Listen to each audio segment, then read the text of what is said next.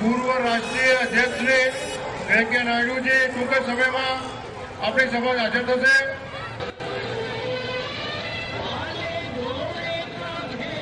ટૂંક જ સમયમાં આમંત્રણ પાઠવું છું.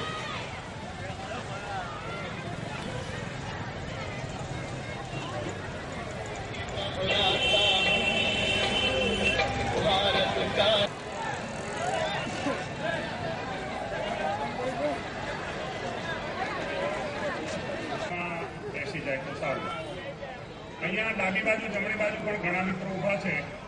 એ પણ તમે અપક્ષો, પાર્ટી બદલુઓ, બધા ગમે એવા લોકો આવીને જમીની તમારો વોટ કિંમતી ખોટી જગ્યાએ ના નખાવે એનો મારા ચાણક્યપુરી સોસાયટીના મિત્રો અને આજુબાજુ સોસાયટીના મિત્રોને ઘાટલોડિયા વિધાનસભામાં હું તમને ભારત માતા કી, ભારત માતા કી.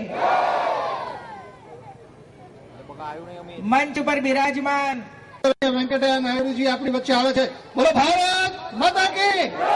એકવાર જબરજસ્ત આપણા બે હાથની મુઠ્ઠી વાળેલી અને આપણી આ જનતાની તાકાત તાસીર ગુજરાતની બતાવીએ. બોલો ભારત માતા કી. આદરણીય વેંકૈયાજી એમનું સ્થાન ગ્રહણ કરી રહ્યા છે.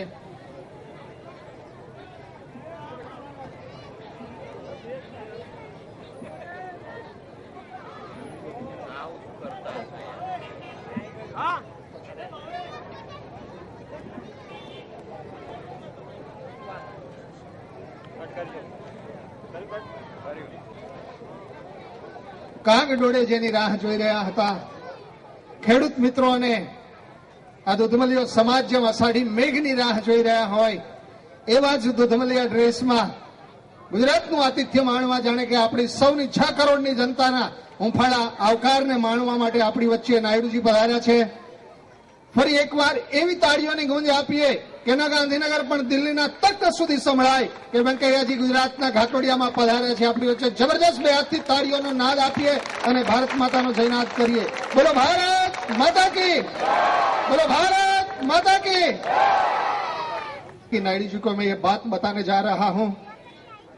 आदरणीय वेंकैया जी, बरसात का एक बूंद बूंद बोलता है जय हो गुजरात की. बरसात का बूंद बूंद बोलता है जय हो गुजरात की. घाटलोडिया का घर घर बोलता है जय हो गुजरात की. और मतदार का मन मन बोलता है जय हो गुजरात की.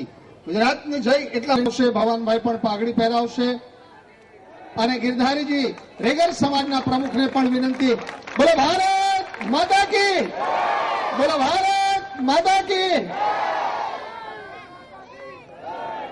બીજી પણ પુષ્પમાળા એક લાવશો આદરણીય ભવાનભાઈ અને ગિરધારીજી રેગર સમાજના પ્રમુખ ગિરધારીજીને પણ વિનંતી કરીશ. આદરણીય ભવાનભાઈ વેંકૈયાજીને પુષ્પમાળા પહેરાવી અને તાળીઓની ગુંજ સાથે એમનું સ્વાગત કરવા. જય. એ જ રીતે ન ઘાટલોડિયાના કેવળ ઉમેદવાર પણ અમદાવાદ મ્યુનિસિપલ કોર્પોરેશનમાં સ્ટેન્ડિંગ કમિટીના ચેરમેન તરીકે ખૂબ સેવા આપી અને આ મત વિસ્તારને આ ચૂંટણીના મુખ્ય ઇન્ચાર્જ ભાઈ શ્રી ભૂપેન્દ્રભાઈ પટેલનું સ્વાગત કરવા માટે રણુભાઈ ભરવાડ ગોતા હાઉસિંગથી, રામજીભાઈ દેસાઈ માલધારી સેલના સહકન્વીનર જેન ઘુમવાની અને બહુ જ મોટી જંગી લીડ ચાણક્યપુરીથી બહેનને મળે એવી ભાવના સાથે ભવાનભાઈ આપણી વચ્ચે ઉપસ્થિત છે. ભવાનભાઈનું સ્વાગત કરવા માટે દિનેશભાઈ ભુવાજી, ભાઈ શ્રી દિનેશભાઈને આપણા વિસ્તાર અને અન્ય વિસ્તારોની ચૂંટણીઓ છે. આથી વાર આ રાજ્યના મુખ્યમંત્રી તરીકેની જવાબદારી સોંપવાની છે. મિત્રો, મને ગુજરાતી આવડતું નથી, माफ करिए. मुझे गुजराती आता नहीं है, मगर थोड़ा सा समझ में आते. कारण क्या है, गुजराती भारतीय भाषा है. अलग भाषा अलग वेश, फिर भी अपना एक देश, ये भारत का विशेषता है. विविधता में एकता, भारत का विशेषता. मंच पर बैठे हुए हमारा बहन, यहां से उम्मीदवार श्रीमती आनंदबेन पटेल, श्री चंद्र प्रकाश दवे जी,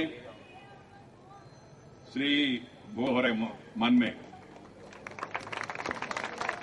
और विशेष रूप में जो मेरे सामने बैठे पगड़ी वाला, उनको देख के और भी बहुत आनंद हो रहा है।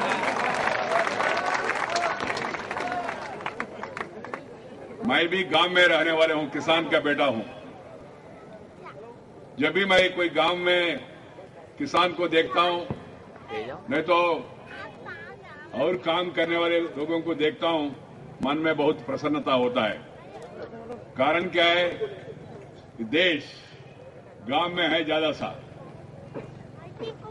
मगर आजकल खेती लाभदायक नहीं हो रहे, इसलिए लोग गांव छोड़ के शहरी के ओर आ रहे। गुजरात में ये परिवर्तन ज्यादा है और शहरी इलाके में जो आया उनके लिए सुविधा नहीं है, मगर गुजरात एकमात्र प्रदेश है जहां शहरी इलाके में खूब सुविधा है और दुनिया में 15 बड़ा शहरों में अग्रस्थान मिला अहमदाबाद शहर को, दुनिया में, पूरा दुनिया में। Best new cities in the world, Ahmedabad is among one of them. We should be proud of that also. और फास्ट ग्रोइंग, तेजी से आगे बढ़ने वाले शहर सूरत है। अहमदाबाद, सूरत, राजकोट, जामनगर, पोरबंदर, जो भी शहर का नाम ले, आप गांधीनगर, सब आगे बढ़ रहे। कारण क्या है मित्रों? आप लोगों ने 40 साल कांग्रेस का राज देखा, अनुभव किया, और 10-12 साल भारतीय जनता पार्टी का राज भी देखा। दोनों को तुलना करिए और बाद में निर्णय करिए। कांग्रेस वाले कह रहे अभी आके हम मुफ्त में लैपटॉप देंगे, पहले क्यों नहीं दिया? महाराष्ट्र में क्यों नहीं दे रहे? आंध्र प्रदेश में, मेरा प्रदेश में कांग्रेस का राज है, वहां क्यों नहीं दे रहे? सबको मकान देंगे ऐसा बता रहे, एप्लीकेशन भी दिया। लोग इतना इनोसेंट लोग है क्या? एप्लीकेशन भी दिया, फिर महाराष्ट्र में क्यों नहीं दिया? केरल में क्यों नहीं दिया? आंध्र प्रदेश में क्यों नहीं दिया? हरियाणा में क्यों नहीं दे रहे? दिल्ली में क्यों नहीं दे रहे? उनके पास कोई समाधान नहीं है। कांग्रेस पार्टी दिल्ली से लेकर गली तक, पार्लियामेंट से लेकर पंचायत तक, मुख्यमंत्री से लेकर म्युनिसिपालिटी तक, सब इलाके में कांग्रेस का राज था, मगर कांग्रेस पार्टी गरीबी को क्यों दूर नहीं कर पाया? इसका कोई समाधान नहीं है। इस देश में अभी भी गरीबी है तो इसके लिए मुख्य जिम्मेदारी कांग्रेस पार्टी का है। कारण क्या है? उन्होंने 40-50 साल राज किया। श्रीमान अटल बिहारी वाजपेयी जी के जमाना आया, 5 साल राज किया हमने, केवल 5 साल राज किया, बढ़िया काम करके दिखाया पूरा देश में। Air connectivity, rail connectivity, highway connectivity, rural connectivity, tele connectivity, television connectivity, port connectivity, political connectivity करके दिखाया श्री अटल बिहारी वाजपेयी जी ने। कांग्रेस का राज में 50 साल में 1 वे नहीं तो 9 वे, हमारा राज में 5 साल में 4 वे हाईवे का निर्माण पूरा देश में करके दिखाया। गुजरात में तो 6 वे हाईवे लाइन का निर्माण भी हो गया। वाजपेयी जी के जमाने में चेन्नई से कलकत्ता, कलकत्ता से दिल्ली, दिल्ली से जयपुर, जयपुर से अहमदाबाद, अहमदाबाद से मुंबई, मुंबई से बेंगलुरु, बेंगलुरु से कृष्णगिरी, धर्मपुरी, कन्याकुमारी, 4 वे हाईवे निर्माण करके हमने दिखाया। कांग्रेस का 50 साल में मित्रों कोई नया एयरपोर्ट नहीं बनाया। अहमदाबाद एयरपोर्ट देखो, मुंबई का एयरपोर्ट देखो, दिल्ली का एयरपोर्ट देखो, हैदराबाद का एयरपोर्ट देखो, बेंगलुरु का एयरपोर्ट देखो, सभी एयरपोर्ट का आधुनिकीकरण करने का काम भारतीय जनता पार्टी ने लिया है। और कांग्रेस वाले नेहरू, इंदिरा गांधी, राजीव गांधी के अलावा और किसी का नाम भी रखते नहीं है। हमने सरदार वल्लभ भाई पटेल, हमने जयप्रकाश नारायण, हमने स्वतंत्र वीर सावरकर, ऐसा महान भाव का नाम सभी बहुत इलाके में एयरपोर्ट का नाम भी हमने दिया है। कांग्रेस पार्टी का राज में नर्मदा के बारे में हमेशा बात करते थे उन्होंने, मगर कुछ नहीं कर पाया। मगर 4 राज्यों तक पानी पहुंचाने के लिए डैम बनाने का काम भारतीय जनता पार्टी ने करके दिखाया, नरेंद्र भाई ने करके दिखाया, और नर्मदा वहां से साबरमती तक पहुंचाया। नर्मदा को साबरमती तक लाने वाले अभिनव भगीरथ नरेंद्र भाई मोदी है, ऐसा कहने में कोई अतिशयोक्ति नहीं है। वाजपेयी जी के जमाने में टेलीफोन के बारे में मैं बताऊंगा, कांग्रेस का 50 साल में केवल 3 करोड़ टेलीफोन, बीजेपी का 5 साल में 60 करोड़ नया टेलीफोन कनेक्शन दिया हमने। ये टेलीविजन वाले देखो, कांग्रेस के जमाना में एक ही टेलीविजन होते थे, दूरदर्शन, दूर से दर्शन करना, ब्लैक एंड व्हाइट में देखना।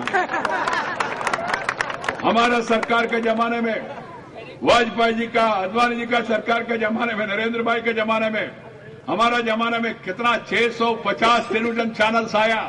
नाम याद रखना मुश्किल है। E TV, Mee TV, Maa TV, Udaya TV, Sayam TV, Surya TV, Chandra TV, Raj TV, Yuvraj TV, TV 1, TV 9, Aaj तक, कल तक, सीधी बात, उल्टी बात, कितना बात है याद रखना भी मुश्किल है।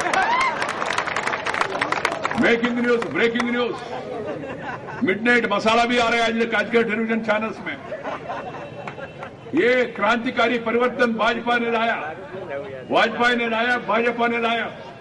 किसानों को क्रेडिट कार्ड दिलवाया पहली बार, और गुजरात में विशेष रूप में किसानों के लिए, खेती के लिए, किसान के लिए खेती का health card, soil health card system देश में पहला गुजरात स्टेट ने शुरुआत किया। नरेंद्र भाई ने पूरा देश को मार्गदर्शन किया। कृषि क्षेत्र में एक्सपर्ट स्वामीनाथन जी ने शाबाशी किया इसको लेके। कारण क्या है, देश में पहला स्टेट गुजरात स्टेट है। मित्रों, वाजपेयी जी के जमाने में जैसा मैं कह रहे थे, उन्होंने क्रांतिकारी परिवर्तन लाया, रुपए का कीमत बढ़ाया।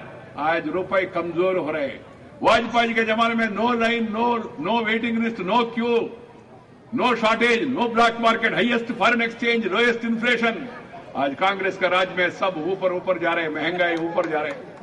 मैंने एक कांग्रेस नेता से पूछा, अरे भाई महंगाई इतना ऊपर जा रहा है, आप लोग क्या कर रहे हैं? उन्होंने कहा, वेंकैया जी कभी ना कभी सबको ऊपर जाना पड़ेगा, इसलिए पहले महंगाई जा रहे हैं। मैंने उनको कहा, जरूर अब चुनाव के बाद आप भी जाएंगे, ये तो पक्का है। भयंकर चीनी का दाम लो, गेहूं का दाम लो, चावल का दाम लो, तेल का दाम लो, कोल का दाम लो, कोई भी चीज का दाम लो, कोल, स्टील, दाल, तेल, एवरीथिंग ऊपर जा रहे। कांग्रेस वाले ऊपर देख रहे। अरे भाई, आप राज्य में आने के बाद कांग्रेस ने क्या वादा किया? सोनिया गांधी जी ने, मनमोहन सिंह जी ने वादा किया 100 दिन में महंगाई के ऊपर काबू रखेंगे, ऐसा कहा। और 100 दिन, 8.5 साल पूरा हो गया, एक चीज का दाम भी कम नहीं कर पाया कांग्रेस पार्टी। उन्होंने उस समय नारा दिया, कांग्रेस के हाथ आम आदमी के साथ। ऐसा हो गया उल्टा, कांग्रेस के हाथ आम आदमी के साथ विश्वासघात किया है। ये विश्वासघाती है कांग्रेस, ये कांग्रेस पार्टी विश्वासघाती है। इन्होंने कहा 100 दिन में काला धन वापस लाएंगे स्विट्जरलैंड से। 100 दिन में 8.5 साल हो गया, अभी तक 1 रुपए भी वापस नहीं ला पाया। बहुत पैसा यहां से वहां जा रहे हैं स्विट्जरलैंड में, और सरकार ऐसी देख रहे। और मनमोहन सिंह जी मौन मुनि के रूप में, मौन मुनि जो भी होता है, देखते रहते, देखेंगे, करेंगे। कितना देश में किसान रो रहे और सरकार में बैठे हुए लोग सो रहे। दिल्ली में people, farmers are weeping and the Delhi government is sleeping. यही स्थिति है हम सबको सामने मैं बताना चाहता हूं। मित्रों, इस सिचुएशन में देश में लोग परिवर्तन चाहते। मैं देश भर में घूमता रहता हूं, अध्यक्ष के रूप में भी घूमते रहा और पूर्व अध्यक्ष के रूप में भी घूमता रहता हूं, और जहां भी जाओ लोग कह रहे कांग्रेस को जाना तैयार है, कांग्रेस को जाना चाहिए, केंद्र में एनडीए सरकार को वापस लाना चाहिए, ऐसा लोगों का मत है। केंद्र में बैठे हुए इन्होंने क्या किया? राज्यपाल का व्यवस्था को दुरुपयोग किया इन्होंने। यहां एक राज्यपाल को भेजा, वो सरकार को साथ नहीं देते, मुख्यमंत्री को साथ नहीं देते, और अड़कले करने के लिए प्रयास करते। हमेशा यही काम कर रहे राज्यपाल। लोकायुक्त का नियुक्ति के बारे में 7 साल में क्यों नहीं कर पाया, कांग्रेस वाले सवाल पूछ रहे हैं। मैं उनको जवाब देना चाहता हूं, आपके कारण से, आपका राज्यपाल के कारण से लोकायुक्त का नियुक्ति नहीं हो पाया, इसके लिए कांग्रेस पार्टी जिम्मेदार है। गवर्नर का रोल क्या होना चाहिए? गवर्नर प्रदेश सरकार को साथ देना चाहिए, ये साथ नहीं दे रहे। राजभवन को गांधी भवन, कांग्रेस भवन के रूप में परिवर्तन करके कांग्रेस पार्टी को समर्थन कर रहे राज्यपाल लोग सभी इलाके में, पूरा देश में। सीबीआई को कांग्रेस ब्यूरो ऑफ इन्वेस्टिगेशन बनाया। CBI central bureau of investigation नहीं है, वो कांग्रेस ब्यूरो ऑफ इन्वेस्टिगेशन हो गया पूरा देश में। राज्यपाल का व्यवस्था दुरुपयोग किया इन्होंने, सीबीआई का दुरुपयोग किया इन्होंने, सेंट्रल विजिलेंस कमीशन के नाम पे एक भ्रष्टाचार में डूबे हुए व्यक्ति को नियुक्त किया इन्होंने, बाद में सुप्रीम कोर्ट ने उसको क्रैश किया है। अभी सीएनडीएजी को भी कमजोर करने के प्रयास कर रहे हैं, कंट्रोलर डायरेक्टर जनरल को भी सीएनडीएजी को कमजोर करना, सेंट्रल इलेक्शन कमीशन को कमजोर करना, यही काम कांग्रेस पार्टी तुले है करने के लिए। इसलिए मित्रों, देश भर में लोग चाहते हैं कांग्रेस को छुट्टी करना चाहिए। किसान का हालत क्या है, जैसा मैंने शुरू में कहा, बहुत लोग खेती छोड़ के जा रहे हैं। ये पलायन को रोकना चाहिए, इसके लिए गांव के हित में काम करना चाहिए। आपने देखा होगा, गुजरात एकमात्र प्रदेश है जहां 18,000 ग्रामीण इलाके में 24/7 24 घंटा बिजली देने वाली एकमात्र प्रदेश गुजरात प्रदेश। नरेंद्र भाई को सहवासी देना है, कारण कि मैं आंध्र प्रदेश में से आता हूं। मेरा प्रदेश में दिन में बिजली केवल 2 या 3 घंटा नहीं तो 4 घंटा आते, कभी कभी आते, कभी कभी जैसा हमारा रिश्तेदार आते हैं ना कभी कभी, ऐसा बिजली भी कभी कभी आ रहे, कभी कभी। और रात में कुछ समय के लिए आते। अभी भी मेरा आंध्र प्रदेश में एक गांव में एक सज्जन मुझे मिला, उन्होंने कहा, वो नौजवान था, उनसे पूछा मेरे भाई क्या है, उन्होंने कहा सर मैं बहुत परेशान में हूं, ऐसा कहा। मैंने कहा क्या परेशानी है, उन्होंने कहा सर अभी अभी मेरा शादी हो गया। मैंने कहा शादी हो गया तो परेशान क्या भाई। उन्होंने कहा शादी हो गया सर, अब मैं खेती करता हूं, खेती में मोटर लगाना है मगर दिन में बिजली नहीं आ रहे, शादी अभी अभी हुआ इसलिए रात में हम अंदर जाते सोने के लिए, पिताजी आके दरवाजा खटखटा कर रहे और कह रहे अरे बिजली आया, जाओ खेती में जाके मोटर ऑन करके आओ। फिर खेती में जा रहा हूं, आधा घंटा 1 घंटे के बाद बिजली चले जाते, फिर घर आता हूं, दरवाजा बंद करता हूं, फिर आधा घंटे के बाद फिर दोबारा बिजली आते, फिर उठना, फिर वहां जाना, मोटर ऑन करना, फिर बिजली जाना, फिर घर में आना, फिर दरवाजा बंद करना, फिर दोबारा खटखटा करना, फिर दोबारा आना बाहर। उन्होंने कहा सर मैं क्या करूं सर, पत्नी को देखूं नहीं तो मोटर को देखूं, बिजली के कारण से ये स्थिति आंध्र प्रदेश में है। बाकी सभी कांग्रेस इलाका राज्यों में भी यही स्थिति है बिजली के बारे में, मगर गुजरात एकमात्र प्रदेश है 18,000 ग्रामीण इलाका को 24 घंटा बिजली देना कोई मामूली काम नहीं है। इतना मामूली काम, आसान काम है तो कांग्रेस पार्टी क्यों नहीं दे पाया? महाराष्ट्र में क्यों नहीं दे रहे, आंध्र प्रदेश में क्यों नहीं दे रहे, हरियाणा में क्यों नहीं दे रहे? इसका समाधान कांग्रेस पार्टी को देना पड़ेगा। मित्रों, गांव गांव तक सड़क निर्माण का काम वाजपेयी जी ने किया, नरेंद्र भाई ने भी किया। गांव के लिए सड़क नहीं है तो BDO, DDO, ADO, collector, doctor, actor, tractor कुछ नहीं आएगा गांव में। इसलिए सड़क बहुत जरूरी है। सड़क बहुत, मैंने देखा अभी अभी गया भाई, बड़ौदा गया, बड़ौदा से आगे भरूच गया, बढ़िया रोड, और ग्रामीण इलाके में भी गया, कुछ इलाका में वो देखा मैंने, ग्रामीण इलाके में भी अच्छा सड़क है, मगर बाकी इलाके में देश भर में अच्छी सड़क का निर्माण क्यों नहीं कर पाए कांग्रेस पार्टी प्रदेशों में? इसके लिए भी उनके पास कोई समाधान नहीं है। नरेंद्र भाई मुख्यमंत्री बनने के बाद गुजरात का विकास हुआ। गुजरात में जीडीपी हाईएस्ट जीडीपी है, देश का बाकी प्रदेशों की तुलना में हाईएस्ट जीडीपी गुजरात में है, और नंबर 1 प्रदेश गुजरात प्रदेश है नरेंद्र भाई के कारण से, नंबर 1 प्रदेश।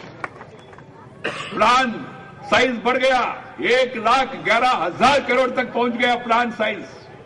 नरेंद्र भाई मुख्यमंत्री बनने के पहले 11 विश्वविद्यालय था, और नरेंद्र भाई मुख्यमंत्री बनने के बाद 40 के ऊपर विश्वविद्यालय का स्थापना हो गया। यूनिवर्सिटी स्टूडेंट्स के लिए, हमारे बच्चों के लिए, उनके भविष्य के लिए, स्टूडेंट्स के लिए 40 से ऊपर यूनिवर्सिटीज का खोलना शुरू हो गया। कृषि विद्यालय, पेट्रोलियम यूनिवर्सिटी, देश में और कोई जगह पर नहीं है, पेट्रोलियम यूनिवर्सिटी खोला उन्होंने, बढ़िया काम किया। कांग्रेस पार्टी क्यों नहीं किया? कांग्रेस शासित प्रदेशों में क्यों नहीं कर पाया? इसका समाधान कांग्रेस पार्टी देना चाहिए। और जो स्कूल छोड़ के वापस आने वाले बच्चों का संख्या पहले 36% था, अब नरेंद्र भाई आने के बाद उसको कम करके 8% तक लाया। सब बच्चों को स्कूल भेजने के लिए उन्होंने योजना बनाया। स्कॉलरशिप देना, स्कूल का उनका कमरे के लिए निर्माण करना और उनके लिए प्रोत्साहन करना, ये सब काम कर रहे हैं। अभी जब माँ बच्चों को जन्म देते हैं, उनको घर भेजने के लिए किलकिलाट के बारे में उन्होंने अभी बताया आनंदबेन पटेल ने। हर एक वर्ग के लिए, उनका हित के लिए बढ़िया काम करना नरेंद्र भाई कर रहे हैं। कांग्रेस वाले उनका आलोचना कर रहे हैं। प्रॉब्लम क्या है? कांग्रेस वालों को नींद में भी नरेंद्र भाई याद आता है, रात में, दिन में, रात में, दिन में, जब भी कांग्रेस बोलता है उठकर हो नरेंद्र भाई, नरेंद्र भाई, नरेंद्र भाई। कांग्रेस का ऐसा दुर्दशा हो गया, उनके पास नरेंद्र भाई के सामने लड़ने के लिए कोई कांग्रेस वाले मिला नहीं। मणिनगर से नरेंद्र भाई के खिलाफ कंटेस्ट करने के लिए कोई कांग्रेस वाले मिला नहीं उनको। क्यों? कोई नेता हिम्मत नहीं कर पाए। कारण क्या है? हारना निश्चित है, उनको मालूम है, इसलिए किसी को बलि का बकरा बनाने के लिए प्रयास किया उन्होंने। कोई प्रॉब्लम नहीं है। मगर मैं सवाल पूछना चाहता हूं कांग्रेस पार्टी से, क्या आपके पास कांग्रेस का कोई उम्मीदवार नहीं है क्या? कोई हिम्मत वाले नेता नहीं है क्या? समाधान नहीं है। और हम लोग कह रहे हैं हम चुनाव नरेंद्र भाई के नेतृत्व में लड़ रहे हैं गुजरात में। गुजरात में जब बीजेपी का सरकार आएगा, नरेंद्र भाई दोबारा मुख्यमंत्री बनेगा, ये भारतीय जनता पार्टी का दावा है। कांग्रेस से पूछो तुम्हारा नेता कौन है? इधर उधर देखेंगे, अरे नेता का नाम बताओ। किसका नाम बताए तो क्या होगा? शंकर सिंह जी कहां है? मालूम भी नहीं है, उनको मीटिंग में भी नहीं बुला रहे आजकल। अर्जुन महाराजा उनका नाम, शक्ति सिंह का नाम, भरत भाई सोलंकी का नाम, किसका नाम बताए तो क्या होगा? इसलिए कांग्रेस पार्टी चुप बैठे। नेता का घोषणा भी नहीं करने वाले पार्टी को चुनाव लड़ने के लिए और वोट मांगने के लिए क्या नैतिक अधिकार है? मैं सवाल पूछना चाहता हूं कांग्रेस पार्टी को। You don't have a leader, you don't have a cadre also. ये स्थिति है कांग्रेस पार्टी को। इस स्थिति को देख के मुझे मेरा शादी का दिन याद आ रहे। जब मेरा शादी हो गया, मैं पत्नी को, शादी के बाद पत्नी को लेकर मैं ससुर के गांव गए, और गांव गए सब तो हम लोग अंदर जा रहे थे। वो दरवाजा का सामने गांव का महिला सब आके हमको रोका और कहा यहाँ का रिवाज है, यहाँ का अनवायती है, यहाँ का पद्धति है, अंदर पैर रखने के पहले पत्नी का नाम बताना है सबके सामने, और पत्नी पति का नाम बताना है। मैंने कहा ये कोई बड़ा विषय नहीं है। मैंने आसान से मेरा पत्नी का नाम बता दिया। मैंने मेरे पत्नी से पूछा आपका पति का नाम बताओ। मेरा पत्नी ऐसे, मैंने कहा उनको नाम बताओ। उन्होंने कहा कैसे बताऊंगा, सबके सामने पति का नाम बताना हमारा पद्धति नहीं है, हिंदू पद्धति नहीं है, भारतीय पद्धति नहीं है। मुझे कांग्रेस का हालत को देख के वो दिन याद आ रहे जो मेरा पत्नी ने उसके नाम बताने लायक भी नहीं आप लोग। आपके पास कोई नेता नहीं है। ये स्थिति है, दुर्गति है। ऐसा लोग फिर गुजरात का विकास क्या करेगा? गुजरात को कैसा आगे ले जा पाएंगे? When you don't have a leader, how can you take the state forward? ये सिंपल क्वेश्चन है, सीधा सवाल है, इसका जवाब दो कांग्रेस पार्टी चुनाव के पहले।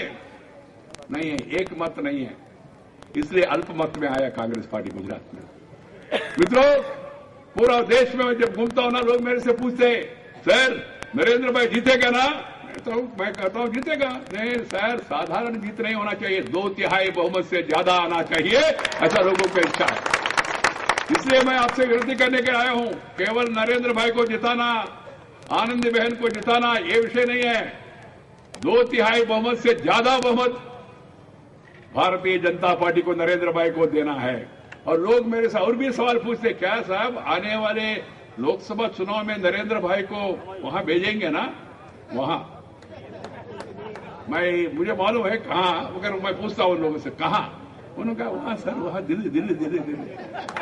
पूरा देश भर में जहां भी जाओ लोग एक ही सवाल पूछते, नरेंद्र भाई को प्रधानमंत्री के रूप में प्रस्तुत करेंगे ना? ये भी सवाल पूछते लोग।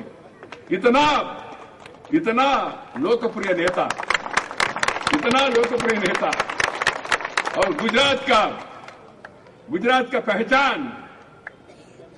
का पहचान है पूरा देश में, दुनिया में। नरेंद्र भाई के कारण से गुजरात का पहचान और भी बढ़ रहे हैं, प्रतिष्ठा भी बढ़ रही है।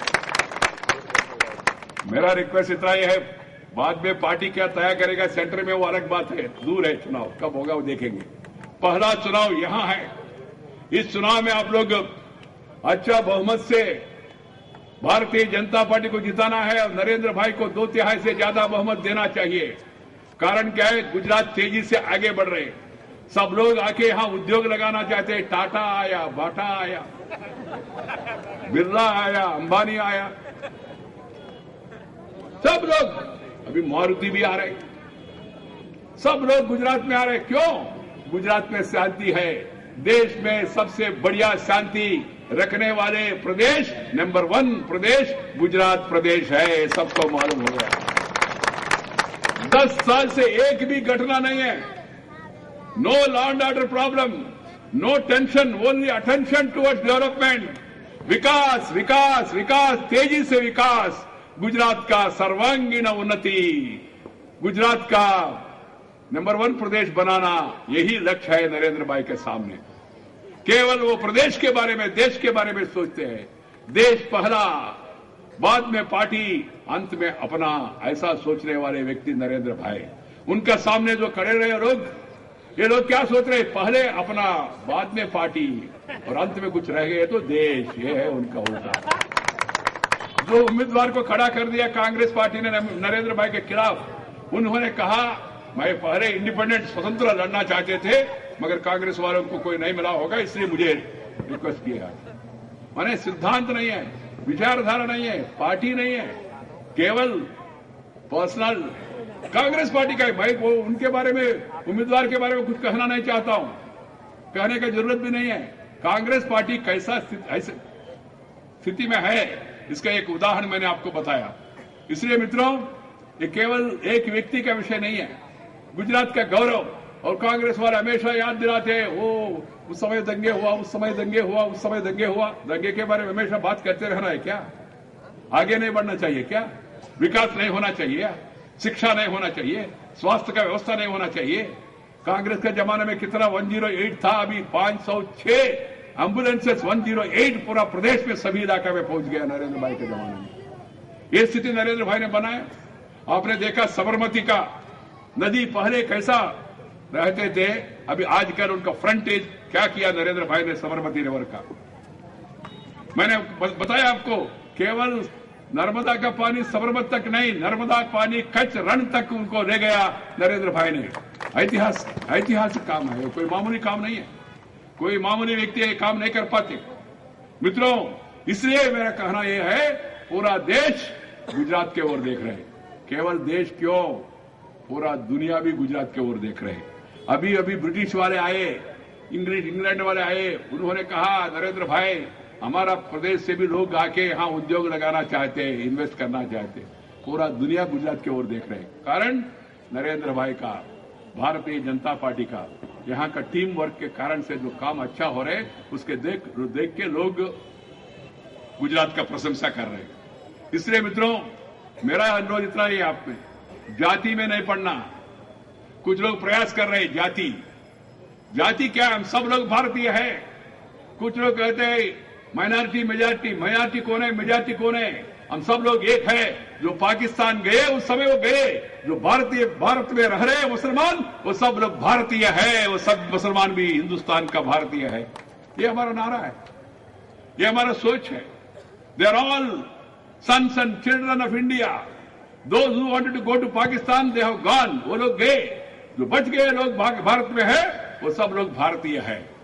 आतंकवादियों को पकड़ा, किसी को एनकाउंटर किया, उसके बारे में आलोचना करने वाले, आतंकवादी को एनकाउंटर किया तो उसके बारे में पूरा देश में हंगामा, मानवाधिकार का उल्लंघन हो गया। अरे जब मानव लोगों को मराने वाले लोग को बारे में इतना सहानुभूति क्यों? आपको टेररिस्ट के बारे में इतना सहानुभूति क्यों? इन लोगों को तीस्ता छतरवाड़ वगैरह जो लोग हैं ना, उन्होंने कभी भी आम लोगों के बारे में बात किया क्या? कुछ किया नहीं। केवल गुजरात का नाम बदनाम करने के लिए, नरेंद्र भाई का नाम बदनाम करने के लिए कुछ लोग प्रयास कर रहे हैं। फिर भी मुझे विश्वास है गुजरात का लोगों को मालूम है नरेंद्र भाई क्या है, भारतीय जनता पार्टी क्या है। गुजरात वाले हमेशा भविष्य के बारे में सोचते, प्रदेश के बारे में सोचते और देश के बारे में सोचते। इसलिए इसी सोच को लेकर आगे बढ़ना अच्छा होगा। इस चुनाव में जैसा मैंने कहा, डेवलपमेंट वर्सेस डिस्ट्रक्शन, विकास चाहिए नहीं तो विनाश चाहिए। विकास चाहिए तो भारतीय जनता पार्टी को साथ देना है, विनाश चाहिए तो कांग्रेस का साथ दे सकते हैं। ये स्थिति है पूरा देश में। कांग्रेस पार्टी में कितना विभाजन हुआ, वो लोग कह रहे बीजेपी से कुछ लोग गए, वो गया होगा तो इससे कुछ होने वाला नहीं है। कारण क्या है, लोग बीजेपी का विचारधारा को देख के बीजेपी को समर्थन कर रहे हैं, नेतृत्व को देख के समर्थन कर रहे हैं। फिर कांग्रेस पार्टी में कितना विभाजन हुआ, Odisha Congress, Kerala Congress, Bangla Congress, Janata Congress, ruling Congress, I Congress, U Congress, S Congress, no Congress, Tiwari Congress, सवारी कांग्रेस, इतना कांग्रेस हो गया पूरा देश में। और कांग्रेस पार्टी कैसे आती थी, वो लोग हमारा आलोचना ना करें, हमारा आलोचना ना करें तो अच्छा होगा कांग्रेस पार्टी को। भारतीय जनता पार्टी एकमात्र सिद्धांत के आधार पर चलने वाले पार्टी है।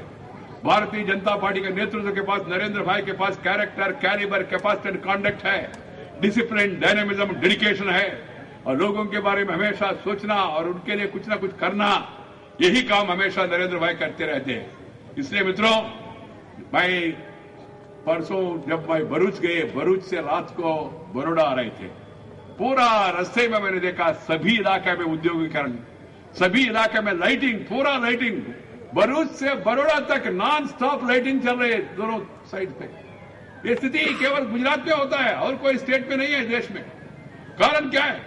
जो अच्छा काम जनता ने किया, आप लोगों ने किया, जो समर्थन आपको श्री नरेंद्र भाई ने दिया, जो प्रोत्साहन भारतीय जनता पार्टी ने दिया, उसी के कारण से हो रहे हैं।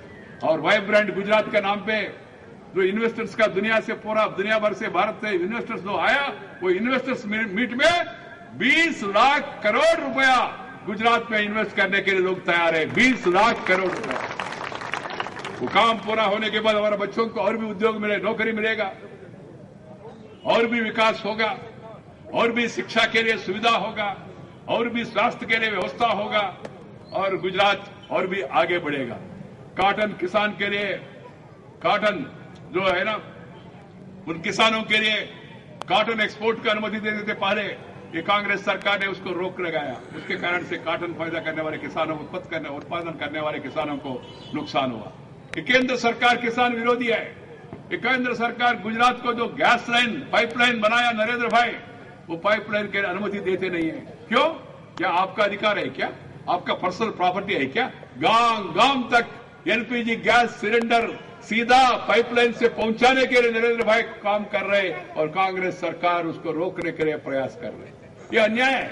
इसलिए दिल्ली में भी परिवर्तन आना चाहिए। कांग्रेस पार्टी ने सिलेंडर, पहले जितना सिलेंडर चाहे तो उतना सिलेंडर वाजपेयी जी के जमाने में देते थे, भारतीय जनता पार्टी के जमाने में। अभी उन्होंने कहा 6 सिलेंडर पर्याप्त है।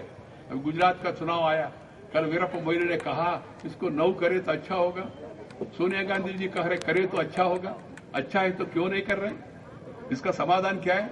केवल ऐसा न्यूज फैलाना और लोगों को भ्रमित करने के लिए प्रयास कर रहे हैं। पहले आपने सिलेंडर के ऊपर क्यों कैप लगाया और 6 तक क्यों सीमित किया? इसका समाधान दो।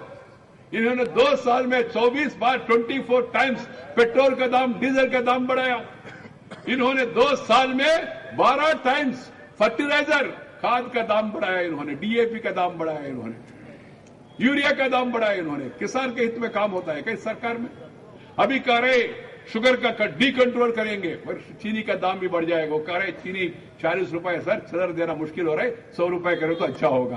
कांग्रेस को वोट देना माने चीनी 100 रुपए होगा, किले आने वाले दिनों में किलो 100 रुपए होगा। ये स्थिति उत्पादन करना चाहते पूरा देश में कांग्रेस पार्टी। इसलिए मित्रों, ये गरीबी विरोधी है, ये किसान विरोधी है कांग्रेस पार्टी। विकास के बारे में उनके एजेंडा में कुछ है नहीं, केवल बोलते गरीब गरीब गरीब गरीब गरीब गरीब। गरीब लोगों के बारे में भाषण करना और अमीर लोगों के लिए पोषण करना, ये कांग्रेस पार्टी का आदत रहा है। Words for the poor, deeds for the rich, that is the become the habit of the Congress party. इसलिए देश में गरीबी और भी बढ़ रही। 50 साल का कांग्रेस पार्टी के गलत नीतियों के कारण से देश में गरीबी बढ़ गया। मित्रों, इसलिए इसको रिवर्स करना चाहिए। मुझे पूर्ण विश्वास है देश भर में लोगों में परिवर्तन का मूड है, परिवर्तन करना चाहते हैं। जो भी चुनाव हुआ, इस बीच में मुंबई में चुनाव हुआ, कांग्रेस साफ, बीजेपी शिवसेना जीत गया। थाने में चुनाव हुआ, बीजेपी शिवसेना जीत गया। नागपुर में चुनाव हुआ, बीजेपी जीत गए। उत्तर प्रदेश में 12 म्युनिसिपल कॉर्पोरेशन में 10 म्युनिसिपल कॉर्पोरेशन में भारतीय जनता पार्टी जीत कर आया। दिल्ली में, देश का राजधानी दिल्ली में एक ही नगर पालिका था, कांग्रेस पार्टी ने षड्यंत्र रचा के उनको 3 किया। तीनों कॉर्पोरेशन में भारतीय जनता पार्टी भारी बहुमत से जीत गया दिल्ली में। अभी अभी टेहरी में, उत्तरांचल में उपचुनाव हुआ, मुख्यमंत्री विजय बहुगुणा ने इस्तीफा दिया। वहां चुनाव हुआ, उपचुनाव में भारतीय जनता पार्टी का उम्मीदवार माला राज्यलक्ष्मी ने 22,000 मतों से ज्यादा वोट से जीत कर आया। ये क्या है? देश परिवर्तन की ओर जा रहे हैं। इसलिए कांग्रेस वाले सोच रहे कि गुजरात चुनाव के बाद वो मध्यावधि चुनाव भी कर सकते, अपना नुकसान को कम करने के लिए, अपना लॉसेस को कम करने के लिए मध्यावधि चुनाव भी कर सकते। हमारा कहना है कभी भी चुनाव करे कुछ होने वाला नहीं है। राजा आ जाए, युवराजा भी आ जाए, कुछ होने वाला नहीं है। युवराजा आके आपने देखा लास्ट टाइम कर्नाटक में क्या हुआ, उत्तर प्रदेश में क्या हुआ, बिहार में क्या हुआ, तमिलनाडु में क्या हुआ, कुछ होने वाला नहीं है। यहां भी कांग्रेस का युवराजा आके कुछ करने वाला नहीं है, कुछ इसका कोई फायदा कांग्रेस पार्टी को पहुंचने वाला नहीं है। कारण क्या है, लोग कांग्रेस से नाराज है, कांग्रेस पार्टी विश्वासघाती है, ऐसा लोग महसूस कर रहे हैं। यहां जो वचन देता है ना नरेंद्र भाई, वचन को 100% अमल करने वाले मुख्यमंत्री नंबर 1 मुख्यमंत्री नरेंद्र भाई है। इंडिया टुडे के कांक्लेव में नंबर 1 नरेंद्र भाई, राजीव फाउंडेशन अवार्ड नरेंद्र भाई, 20 पॉइंट प्रोग्राम 20 सूत्रीय कार्यक्रम में देश में पहला स्थान गुजरात को मिला है नरेंद्र भाई का नेतृत्व में। 20 पॉइंट प्रोग्राम में नंबर 1, राजीव गांधी फाउंडेशन में नंबर 1, इंडिया टुडे कांक्लेव में नंबर 1। ऐसा गुजरात को नंबर 1 स्थान पर ले जाने वाले मुख्यमंत्री को हम सब लोग समर्थन देना चाहिए। इसलिए मित्रों, ज्यादा कुछ कहने का जरूरत नहीं है। स्थानीय विषयों के बारे में मेरे से ज्यादा आप लोग को मालूम है, आप लोग अनुभव भी कर रहे हैं। मैं जितना भी कहूं कम है। इसलिए मेरा प्रार्थना इतना ही है, आप लोग आने वाले चुनाव में यहां से जो उम्मीदवार है श्रीमती आनंदीबेन पटेल, एक डायनेमिक, एक बुद्धिमान, एक शिक्षा में जिसको कहते हैं बहुत अनुभवशाली अच्छा नेता है। ऐसा नेता आपका विधायक बनना आपका सौभाग्य भी होगा। भविष्य में क्षेत्र का विकास भी हो जाएगा, इस क्षेत्र का भी विकास भी हो जाएगा। इस क्षेत्र का विकास के लिए अच्छा उम्मीदवार आपको मिला है। इसलिए आनंद बहन को आशीर्वाद दीजिए, प्रोत्साहन दीजिए, मदद दीजिए। जैसा मैंने कहा, वोट फॉर आनंद भाई माने vote for Bharatiya Janata party, vote for Narendra भाई होगा और वोट फॉर डेवलपमेंट होगा पूरा गुजरात में। इसलिए इस विषय के बारे में आप सब लोग सोच के चुनाव के दिन सब लोग मतदान केंद्र पे पहले पहुंचना चाहिए। सुबह सुबह उठ के, उस दिन शादी होए तो भी, कोई शादी का कार्यक्रम है तो भी पहले मतदान, बाद में कन्यादान, नहीं तो जलपान। पहले मतदान केंद्र में जाना चाहिए। मतदान केंद्र में जाके भारतीय जनता पार्टी को कमल के निशान के ऊपर बटन दबाइए, आनंद बहन को जिताइए और भारतीय जनता पार्टी को जिताइए, नरेंद्र भाई मोदी को भारी बहुमत से जिताइए और देश के लिए आगे बढ़ने के लिए और भी मौका दीजिए। इतना मेरा प्रार्थना है आप सब लोगों से। मित्रों, मैं दक्षिण से हूं। मैंने बचपन में हिंदी पढ़ा नहीं। जब 1990 के बाद जब दिल्ली आया, मुझे उस समय समझ में आया हिंदी के बिना हिंदुस्तान में आगे बढ़ना संभव नहीं है। इसलिए मैं थोड़ा सा प्रयास करके टूटी फूटी हिंदी पत्रकार मित्रों से बात करते करते ऐसा टूटी फूटी हिंदी सीखा। मेरा हिंदी में मैंने इधर उधर कुछ गलत शब्द प्रयोग किए तो अन्यथा मत लीजिए। भावना स्वीकार करिए, भाषा के बारे में ज्यादा ख्याल मत करिए। बहुत बहुत धन्यवाद। नमस्कार, जय हिंद।